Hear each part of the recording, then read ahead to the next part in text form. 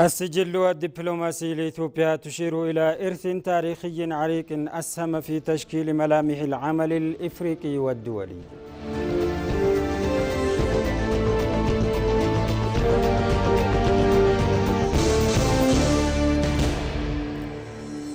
الخطوط الجوية لإثيوبيا تضع خطوة جديدة نحو تعزيز الاستدامة في قطاع الطيران.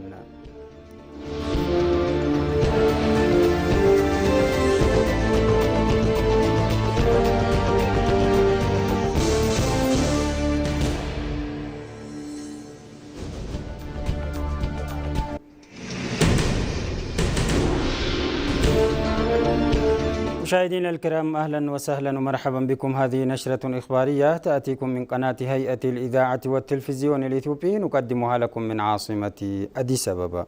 تشير قراءة التسجيل الدبلوماسي لإثيوبيا إلى إرث تاريخي عريق أسهم في تشكيل ملامح العمل الإفريقي والدولي، غير أن حضورها الخارجي لم يكن في فترات سابقة بمستوى ذلك الإرث، إلا أن سنوات التحول الأخيرة شهدت نقلة نوعية في الأداء الدبلوماسي أسست لمرحلة جديدة عززت مواقع البلاد كلاعب رئيسي على الساحة الدولية.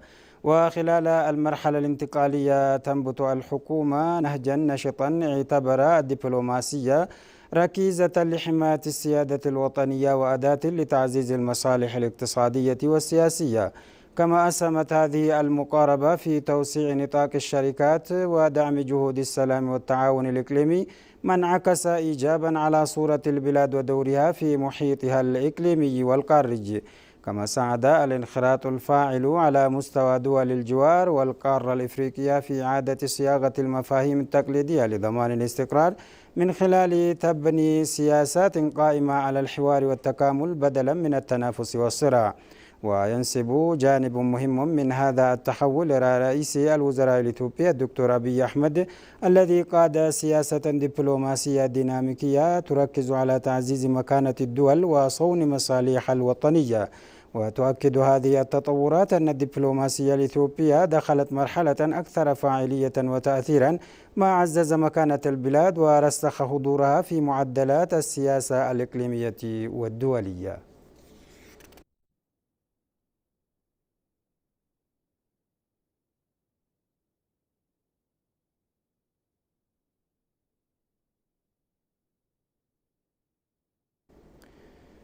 أعرب الاتحاد الإفريقي والمملكة العربية السعودية عن التزامهما بتعزيز الشراكة الثنائية في مجالات السلام، التنمية والدبلوماسية متعددة الأطراف خلال لقاء رسمي عقد في العاصمة الإثيوبية أديس أبابا.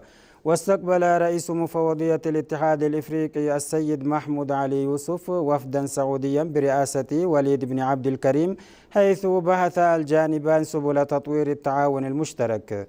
وأكد محمود علي يوسف أن إفريقيا والمملكة العربية السعودية تربطهما علاقات تاريخية عميقة تستند إلى أسس ثقافية واقتصادية وشعبية متينة، مشيدا بالشراكة الراسخة للمملكة مع دول القارة وباستمراراتها المتنامية، إلى جانب دورها البناء في الجهود الدبلوماسية الإقليمية والدولية. ومن جانبه أشاد وليد بالدور الريادي الذي يطلع به الاتحاد الإفريقي في تعزيز التنمية والسلام والتعاون متعدد الأطراف في القارة، مؤكدا التزام المملكة بتوسيع مجالات الشراكة مع الاتحاد في قضايا التنمية والأمن والدبلوماسية. وبحسب ما أوردته وكالة الأنباء الإثيوبية، فقد أعرب الجانبان الرغبة المشتركة في توطيد العلاقات بين الاتحاد الإفريقي والمملكة العربية السعودية على أسس الاحترام المتبادل والصداقة والشراكة الاستراتيجية.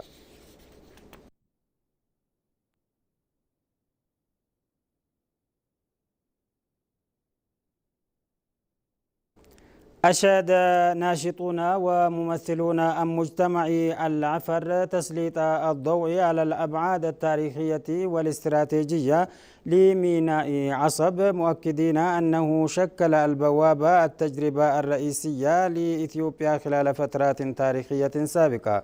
وفي هذا السياق يطرح أبناء شعب العفر انطلاقا من قناعتهم بأن البحر الأحمر موطننا مسألة الملكية التاريخية والاستخدام العادل للوجهات البحرية، معتبرين أن القضية تتجاوز العفر إلى الجغرافي إلى ما يربط بالهوية والانتماء.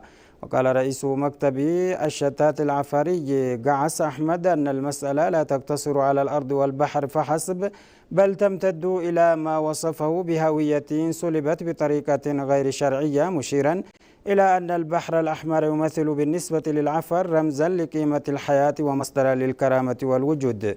ولفت إلى أن حركات سياسية مثل أردوف ناضلت في مراحل سابقة لاستعدادة ما تعتبره حقوقا تاريخيا، إلى أن هذه المطالب لم تحظى بالاهتمام الكافي من قبل قيادات سابقة بحسب تعبيره. وأكد قاكاس أحمد أن الطرح القائم على المنفعة المتبادلة الذي تتبناه إثيوبيا حاليا يعد مشروعا وفي توقيت مناسب، مشددا على أن بلاده ستواصل العمل بحزم لحماية مصالحها الوطنية ضمن الأطر القانونية والدبلوماسية.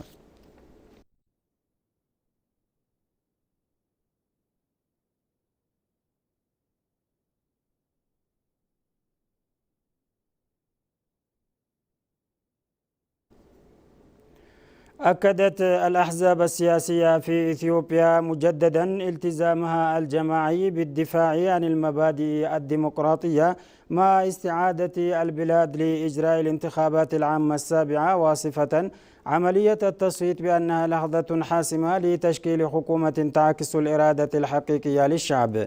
ودعت الأحزاب انطلاقا من مسؤوليتها الوطنية إلى توحيد الجهود لضمان بقاء العملية الانتخابية حرة ونزيهة وشفافة، مشددة على أهمية احترام الأطر القانونية خلال مختلف مراحل الاستحقاق الانتخابي. ووفقا للجدول الزمني الرسمي الصادر عن المجلس الوطني للانتخابات في إثيوبيا، من المقرر إجراء الانتخابات الوطنية في الأول من يونيو خزيران عام 2026. وفي هذا السياق أعلن كل من حزب المواطنين الإثيوبيين من أجل العدالة الاجتماعية وحزب الحرية والمساواة استعدادهما لخفض المنافسة الانتخابية. وأوضح أيوب مسافنت عضو اللجنة التنفيذية ومدير الانتخابات في حزب المواطنين الإثيوبيين من أجل العدالة الاجتماعية أن الحزب استكمل استعداداته الأساسية. من جهتها شددت نبيهة محمد رئيسة العلاقات العامة في حزب الحرية والمساواة على أن بناء دولة قوية وتحقيق حكومة فعالة لا يمكن أن يتم إلا عبر عملية انتخابية ديمقراطية حقيقية. وأكد الحزبان أن الشمولية تمثل أولوية رئيسية في برامجها، مع التعهد بضمان مشاركة فاعلة للنساء والشباب وذوي الإعاقة. كما دعوا جميع الفاعلين السياسيين إلى إدارة حملاتهم ضمن إطار القانون، وحثوا منظمات المجتمع المدني والمؤسسات المعنية على التحلي بأعلى درجات النزاهة لضمان مصداقية العملية الانتخابية.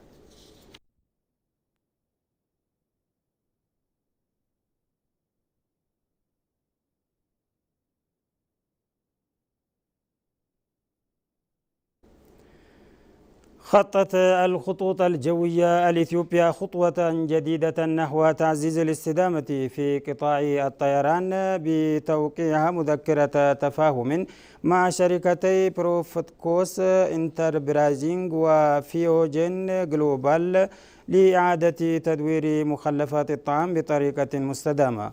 وشهدت شيريل أوربان ممثلة الشؤون العالمية الكندية مراسم التوقيع في خطوة تعكس أهمية التعاون الدولي في تطوير حلول مبتكرة لطيران أكثر استدامة. وتعد الخطوط الجوية الإثيوبية التي تقترب من إتمام 8 عقود من التشغيل أكبر مجموعة طيران في إفريقيا، حيث تخدم أكثر من 160 وجهة للركاب والشحن عبر 5 قارات، وتؤدي دورا محوريا في ربط المدن الإفريقية بالأسواق العالمية مع التركيز على النمو المسؤول بيئيا. وبصفتها عضوا في تحالف ستار، حصدت الشركة العديد من الجوائز الدولية من بينها جوائز سكاي تراكس وأوبيكس تقديرا لتمييزها في الخدمة وريادتها في تعزيز الربط الجوي الإفريقي. كما تسعى الشركة من خلال استراتيجيتها رؤية عام 2035 إلى ترسيخ مكانتها ضمن أفضل 20 مجموعة طيران تنافسية في العالم، وبالاعتماد على أسطول حديث وتحسين تجربة المسافرين والالتزام بالمسؤولية البيئية. تواصل الخطوط الجوية الإثيوبية تعزيز موقعها كشركة رائدة في مجال الطيران المستدام على مستوى إفريقي والعالم.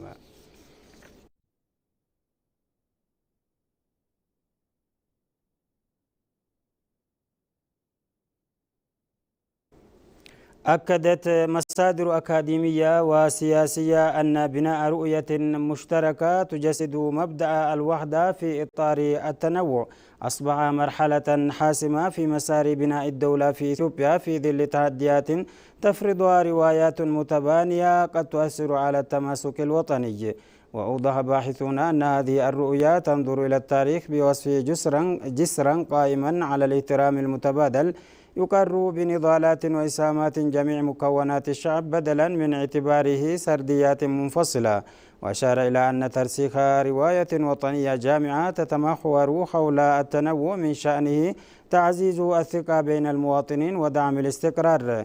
وبينوا أن هذا التوجه أسهم في تحويل مشاريع وطنية كبرى مثل سد النهضة الإثيوبي الكبير إلى رموز لإنجاز المشترك إلى جانب مبادرات تطوير البنية التحتية والممرات الاقتصادية باعتبارها مشاريع تعكس إرادة جماعية. وأكد رئيس الوزراء في مناسبة عدة أن تنوع إثيوبيا إذا ما أدير ضمن إطار الوحدة يمثل مصدر قوة أساسي لتحقيق الازدهار المستدام.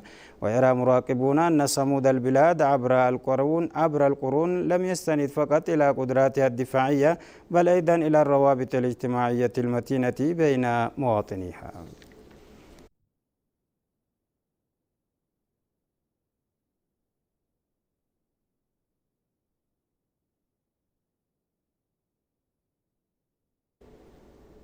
مشاهدينا الكرام، قبل ختام النشرة نذكركم بأبرز ما جاء في الأخبار. السجل الدبلوماسي لإثيوبيا تشير إلى إرث تاريخي عريق أسهم في تشكيل ملامح العمل الإفريقي والدولي.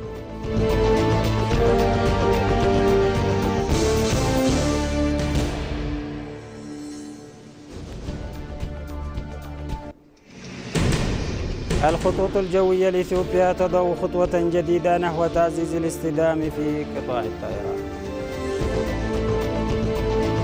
مشاهدينا الكرام، لا هنا تنتهي نشراتنا الإخبارية لهذه الساعة. نشكركم لحسن المتابعة، بأمان الله.